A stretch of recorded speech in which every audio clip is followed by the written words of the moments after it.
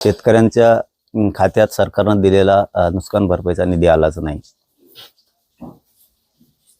शेतकऱ्यावरती संकट आलंय, संसार उद्ध्वस्त झालेत, त्यांना हातभार लावणं ही जबाबदारी होती.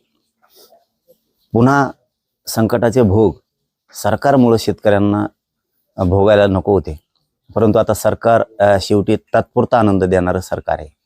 आणि हे आज नुसते हेच नाही तर 75 वर्षापासून शेतकऱ्याच्या पदरात असेच पडलेत की फक्त आशा लावायची, द्यायचं काहीच नाही. त्याला एक मन सुद्धा आहे, पण आज चांगल्या दिवशी मला ते सांगायचे नाही. नसता ते आशाला लावायचं आणि पुढं आहे बघा टिंब टिंब दाखवायची अशी सवय. आता ते शेतकऱ्याला त्यांना दाखवावं लागणार आहे एखाद बार. आशाला लावायचं आणि टिंब टिंब काय आहे ना, तर ते आता दाखवावंच लागणार आहे शेतकऱ्यांना. आपण लढू.